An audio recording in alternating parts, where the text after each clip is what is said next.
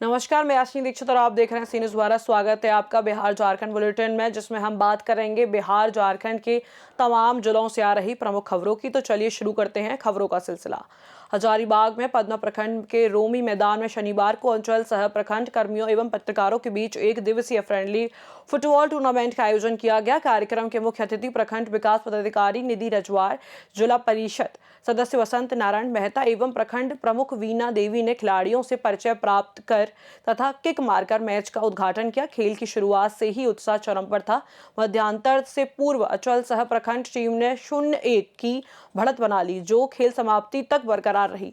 दोनों टीमों ने दमदार और रोमांचक खेल का प्रदर्शन कर दर्शकों की खूब तालियां बटोरी। मैच के अंत में विजेता टीम को मुख्य अतिथि वीडियो निधि रजवार और जिला परिषद सदस्य द्वारा विजेता कप देकर सम्मानित किया गया, जबकि उप विजेता पत्रकार टीम को उप विजेता कप प्रदान किया गया। मैच के माध्यम से खिलाड़ियों और कर्मियों के बीच आपसी सौहार्द और खेल भावना का शानदार संदेश दिया गया।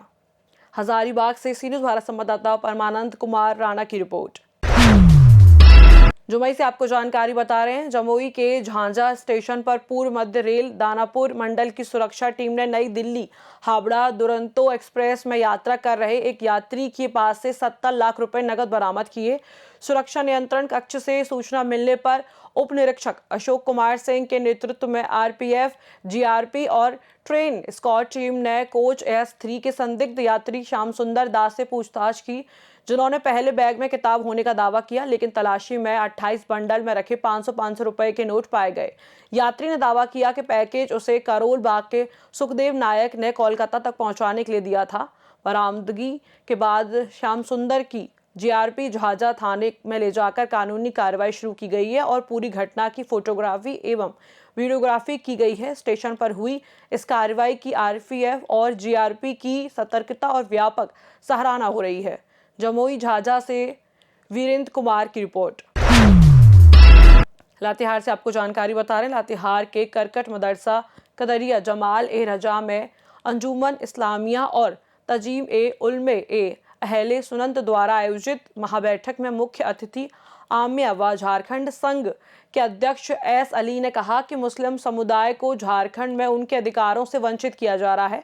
उन्होंने बताया कि झारखंड एकेडमी काउंसिलिंग ने 2003 से 2023 तक की दी गई आलिम फाजिल डिग्री की मान्यता समाप्त कर दी है, जिससे सहायक आचार्य और माध्यमिक आचार्य बहाली में शामिल डिग्री धारकों के रिजल्ट पेंडिंग है। वहीं 543 उर्दू स्कूलों का स्टेट सामान्य विद्यालय में बदल दिया गया है। S अली ने हेमंत सोरेन सरकार से इन सभी मुद्दों पर जल्दी समाधान की मांग की, अन्यथा विधानसभा सत्र के दौरान राज्य के हर जिले में सामूहिक प्रदर्शन की चेतावनी दी। महाबैठक की अध्यक्षता अंजुमन इस्लामिया लातेहार के संरक्षक शमसुल हौदा ने की। संचालनकारी बरकत उल्ला रजबी ने किया, जिसमें अंजुमन के अध्यक्ष अफ्ताफ आलम, सचिव रिजवान अली और मदरसा शिक्षक संघ के सचिव फजलुल कदीर सहित अन्य लोग मौजूद रहे।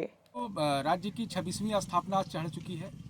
26 वर्ष का झारखंड हो चुका है और झारखंड राज्य का जो उद्देश्य था वो उद्देश्य की पूर्ति अब तक नहीं हो पाई है। जैसे स्थानीय नीति का मसला हो, नियोजन नीति का मामला हो, उद्योग नीति का मामला हो, पलायन विस्थापन का मामला हो, उसके अलावा चूँकि झारखंड राज्य का जो निर्माण हुआ आंदोलन से हुआ है और काफ़ी संघर्ष है। उस संघर्ष में मुस्लिम समुदाय की भी एक बड़ी आबादी झारखंड आंदोलन में शामिल थे। लेकिन कल हम लोग जब स्थापना दिवस मनाया जा रहा था तो हम लोगों को कहीं भी नज़र नहीं आया कि भाई झारखंड में मुस्लिम समुदाय के लोग भी आंदोलन में शामिल थे। तो एक ये मामला है जो हमारे साथ भेदभाव हो रहा है। दूसरा, न्याय और संवैधानिक अधिकार का जो हमें बिहार में मिल रहा था। बिहार पुनर्गठन अधिनियम 2000 सेक्शन 83 और 84 के तहत झारखंड बनने के बाद जो हमें मिलना चाहिए था वो हमें अब तक नहीं मिल पाया और स्टेट का आज 26 साल हो गया। तो जो सबसे बड़ा मसला अभी जो क्रिएट हुआ है झारखंड सरकार के शिक्षा विभाग के द्वारा या शिक्षा सचिव उमा शंकर सिंह के द्वारा, जो मदरसों में जो तालीम एजुकेशन दिया जा रहा था, जिस आलिम और फाजिल का, आलिम जो समकक्ष है BA का और फाजिल जो समकक्ष है MA का, उसकी डिग्री की वैधानिकता और मान्यता को वो समाप्त करने पर तुले हैं। और जो झारखंड कर्मचारी चयन आयोग के द्वारा जो सहायक आचार्य की जो बहाली निकाली गई थी, जिसका एग्जाम हुआ, जिसका रिजल्ट दिया, उसमें जो मदरसा आलिम डिग्री वाले हैं उनका रिजल्ट को पेंडिंग कर दिया गया। उसी प्रकार माध्यमिक आचार्य जो +2 स्कूल लेवल का जो वैकेंसी है उसमें फाजिल डिग्री वालों को शामिल नहीं किया गया। झारखंड में उर्दू शिक्षकों का जो है 4401 पद बिहार से हमको मिला था, इसमें 3712 पद खाली है। उस पद पर बहाली करने के बजाय उसको सरेंडर कर दिया गया और उसका नाम सहायक आचार्य कर दिया गया। ग्रेड पे जो 4200 और 4800 था उसको घटा के 2400 और 2800 कर दिया गया। तो इस प्रकार के कई मसले हैं। मॉब लिंचिंग पर कानून नहीं बना, जबकि 2021 में सदन से इसको पारित किया गया। महामहिम राज्यपाल ने उसको संशोधन के लिए, सुधार के लिए वापस किया था 2022 में। ये 2025 जो है बाइंडिंग के और है, लेकिन अभी तक उस पर कोई अमल नहीं हुआ। उसी प्रकार झारखंड में जो है वक्फ प्रॉपर्टीज़ है, जो 152 वक्फ प्रॉपर्टीज जो है रजिस्टर्ड है और अनरजिस्टर्ड वक्फ की जो प्रॉपर्टीज है उसकी संख्या हजारों में है।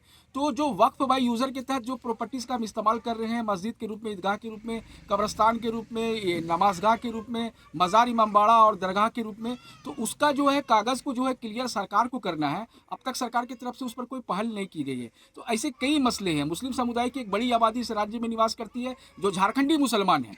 उनके न्याय का, उनके अधिकार का, उनके रोजगार का, उनके उद्योग का, उनके धंधा का, उनके सम्मान को लेकर सरकार की तरफ से अब कोई पॉलिसी नहीं बनाई गई है। उन सारे मसलों को लेकर आज हम लोग महाबैठक कर रहे हैं और महाबैठक में जो निर्णय होगा वो हम लोग सरकार तक पहुंचाएंगे। सरकार अगर शांति से बात मानती है तो अच्छी है, ना तो आने वाले समय में हम लोग इस पर हल्ला बोल करेंगे। मेरा नाम एस अली है, मैं आमिया संगठन का अध्यक्ष हूँ, रांची से। आज जो है मदरसा डिग्री को जो है मतलब मान्यता समाप्त की है झारखंड सरकार, और वक्त की संपत्तियों को जो है, जो हम लोग को सरकार को जो मतलब इसको लिस्टेड करना था वो नहीं कर रही है। और अभी बहुत तरह की मतलब समस्याओं का झारखंड सरकार जो है हम लोग को अहमियत नहीं दे रही है, इसलिए हम लोग उसके विरोध में।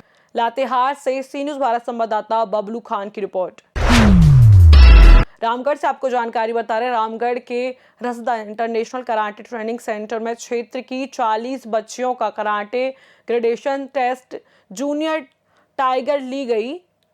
नेतृत्व में सेंसी विकास पाठक और सुमित्रा मैम की देखरेख में आयोजित किया गया। 3 घंटे तक चले कड़े अभ्यास के बाद बच्चियों ने अपने मास्टर्स के सामने कराटे की सभी तकनीकों को पूरी निष्ठा और मेहनत के साथ प्रदर्शित किया। आपको बता दें कि उनके प्रदर्शन से प्रभावित होकर पतरातू स्कूल ऑफ इकोनॉमिक्स की डायरेक्टर बैसाखी गुहा ने बच्चियों से मेहनत और लगन की प्रशंसा की और उनके उज्जवल भविष्य की कामना करते हुए कहा कि स्कूल आने वाले समय में इन बच्चियों को नेशनल और इंटरनेशनल चैंपियनशिप में भाग लेने हेतु हमेशा सहयोग प्रदान करेगा।